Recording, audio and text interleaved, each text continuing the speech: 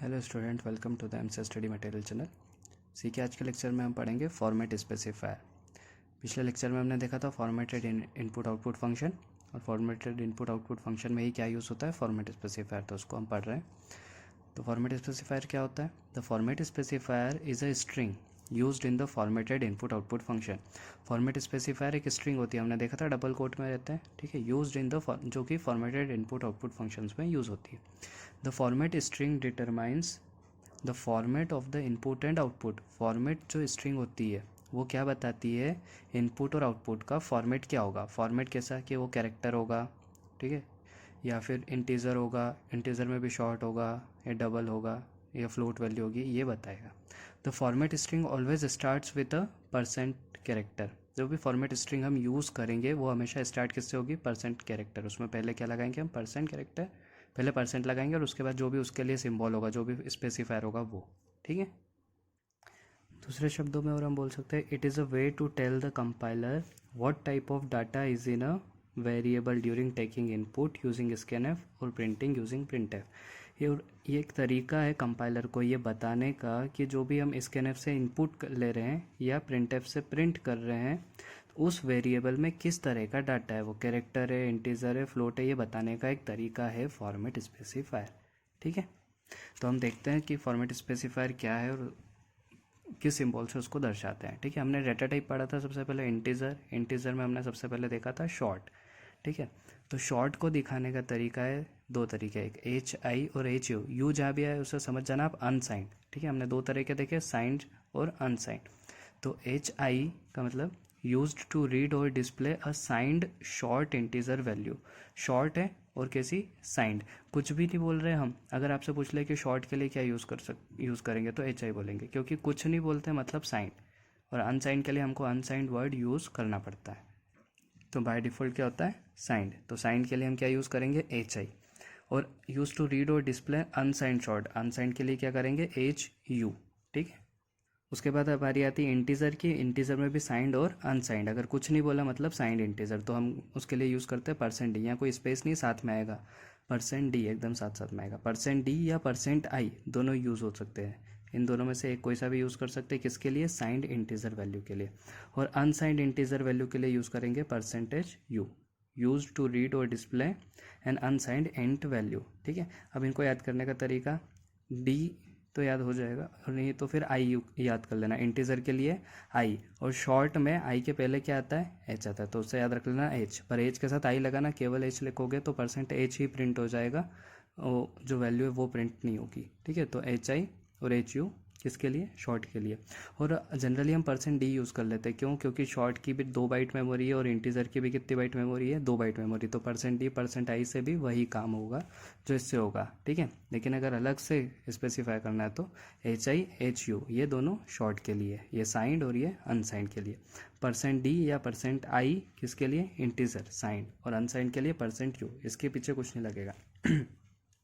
तो यहाँ पे ये याद रख लेना, आई क्यों यूज़ हो रहा है, इंटीजर के लिए, और यू अनसाइंड के लिए शॉर्ट में भी। फिर अब बारी आती है लॉन्ग इंट की, ठीक है। इसमें भी साइंड है और अनसाइंड है। तो साइंड में बस पहले ये जो डी और आई था इसके पहले एल लगा दो तो वो लॉन्ग हो जाएगा, ठीक है, लॉन्ग। यहाँ पे भी एल लगा दिया, किसके लिए, लॉन्ग के लिए।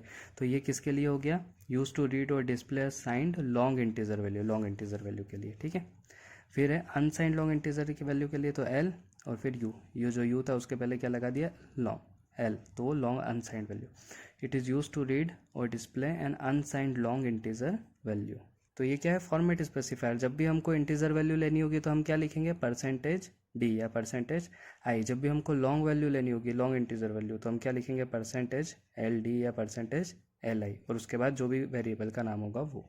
अब इंटीजर में 2 वैल्यू और आती है, ऑक्टल और हेक्साडेसिमल। डेसिमल के लिए तो इंटीजर हो ही जाएगा परसेंट डी वाला, है ना, वो परसेंट डी, वो उससे आप याद कर सकते हो। डेसिमल के लिए भी परसेंट डी बोल सकते हैं, और आई इंटीजर के लिए।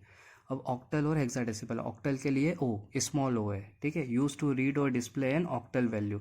ऑक्टल वैल्यू कैसे पता करते हैं, उसके आगे पहले क्या लगा होता है, 0 7 6, तो इस टाइप से क्या होती है, ऑक्टल वैल्यू। तो जब रीड कर रहे हो तो आप 76 दोगे तो मतलब आप ऑक्टल में ही दे रहे हो, ठीक है। लेकिन अगर आप और किसी तरीके से इंटीजर ले रहे हो तो आपको क्या लगाना पड़ेगा, 0 डायरेक्ट दे रहे हो पर तो परसेंटो यूज़ करोगे तो डायरेक्ट दे सकते हो, ठीक है।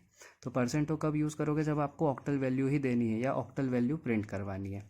और हेक्साडेसिमल के लिए क्या यूज़ करोगे, %x, और ये भी x है, पर ये इस लोअर केस है और ये अपर केस है, ये क्यों, ये भी देखते हैं। It is use to read और डिस्प्ले हेक्साडेसिमल वैल्यू। तो हेक्साडेसिमल वैल्यू 0 to 9 तो सेम होता है, उसके बाद आता है आपके पास A से लेके F तक, ठीक है, या कैपिटल भी हो सकता है। तो अगर स्मॉल में आपको दिखाना है तो आप क्या करोगे, स्मॉल एक्स तो आपको स्मॉल लोअर केस में दिखेंगे, और कैपिटल एक्स लिखोगे तो अपर केस में दिखेंगे, बस यही डिफरेंस है, ठीक है। उसके बाद आता है हमारे पास कैरेक्टर वैल्यू। कैरेक्टर वैल्यू में साइंड हो या अनसाइंड दोनों के लिए आपको क्या यूज़ करना है, %C यूज टू रीड और display character value. Print F में भी स्कैन एफ में भी क्या यूज़ करना है आपको, %C फॉर्मेट स्पेसिफायर, ठीक है।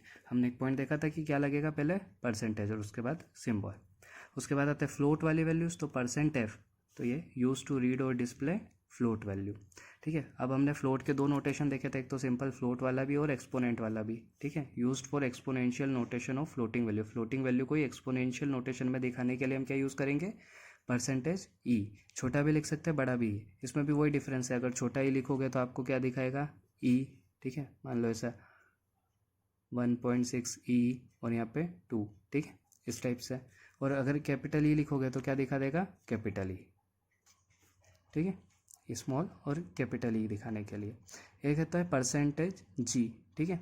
अगर आप %F लिख रहे हो तो पॉइंट के बाद कितनी वैल्यू आएगी, 6 वैल्यू आती है, ठीक है। मान लो आपने लिखा 1.6 और इसको प्रिंट कराओगे तो यहाँ पे पॉइंट के बाद 6 वैल्यू होगी, 1 2 3 4 5 6, तो ये 5 जीरो आएंगे। लेकिन अगर आपको सेम वैल्यू, आपको केवल 1.6 ही दिखाना है, आपने ली भी यही वैल्यू और आपको दिखाना भी यही है, तो आप कौन सा फॉर्मेट यूज़ करोगे, G। तो G भी यूज़ होगा फ्लोटिंग वैल्यू के लिए, लेकिन जो पॉइंट के बाद वैल्यू आती है उसको हम प्रिसीजन बोलते हैं, वो फिक्स्ड वैसा का वैसा होगा। Used for floating value, it uses the fixed precision, जो आप दे रहे हो वही प्रिसीजन यूज़ करेगा, ठीक है। अब फ्लोट के बाद हमने पढ़ा था डबल, तो डबल के लिए हम क्या यूज़ करेंगे, LF, ठीक है, क्योंकि फ्लोट से बड़ा क्या है, डबल होता है। तो अब उसके लिए हम लॉन्ग डबल और बड़ी चीज़ हो जाएगी, लेकिन उसके लिए हम क्या यूज़ करेंगे, LF लगाएंगे। यूज़ टू रीड और डिस्प्ले अ डबल फ्लोटिंग पॉइंट वैल्यू। तो फ्लोट, डबल और लॉन्ग डबल, तीन चीज़ पड़ी थी। तो फ्लोट के लिए F, डबल के लिए LF, और लॉन्ग डबल के लिए जो L है वो कैपिटल हो जाएगा, कैपिटल L और स्मॉल f, ठीक है। It is use to read और display a long double floating point value, ठीक है। और लास्ट है %S, एस मतलब string. It is use to read और डिस्प्ले अ स्ट्रिंग वैल्यू। जब भी स्ट्रिंग वैल्यू को रीड करना है या राइट करना है, ठीक है, हम क्या यूज़ करेंगे, %S। To be stored in a character array. String का कोई फॉर्मेट नहीं होता है, उसके लिए हमको क्या करना पड़ेगा, स्ट्रिंग क्या होता है, मल्टीपल कैरेक्टर्स, ठीक है। अगर केवल A लिखा है तो ये एक कैरेक्टर है, ठीक है, सिंगल कोट में लिखा तो, लेकिन इसी को डबल कोट में लिख दिया तो ये क्या बन गया, स्ट्रिंग, ठीक है। तो अब और क्या चीज़ होगी, ABCD, ठीक है। तो अब है तो अपने आप में ये भी एक कैरेक्टर, कैरेक्टर कैरेक्टर, तो बहुत सारे कैरेक्टर्स हैं, तो इसका हम क्या बनाएंगे, एरे। तो कैरेक्टर एरे को ही हम क्या बोलेंगे, स्ट्रिंग। तो किस में स्टोर होगा, कैरेक्टर एरे में, ठीक है। तो इसको स्टोर इसमें करेंगे, लेकिन जो फॉर्मेट स्पेसिफायर है कैरेक्टर एरे के लिए वो क्या यूज़ करेंगे हम, %S, ठीक है। अब कुछ ऑप्शनल स्पेसिफायर भी है इसमें, जैसे कैसे प्रिंट करवाना है आपको, क्योंकि हमको फॉर्मेटेड में क्या है कि यूज़र के हिसाब से भी प्रिंट करवा सकते हैं, तो वो कैसे प्रिंट करवा सकते हैं वो हम देखेंगे। उसमें लेफ़्ट राइट जस्टिफिकेशन भी हो सकता है, पॉइंट के बाद कितनी वैल्यू चाहिए ये हम अगले लेक्चर में देखेंगे। तो ये थे हमारे सारे फॉर्मेट स्पेसिफायर्स, ठीक है। वो सारे कैसे हैं, प्रिमिटिव डाटा टाइप्स के ही हैं, ठीक है। Thank you.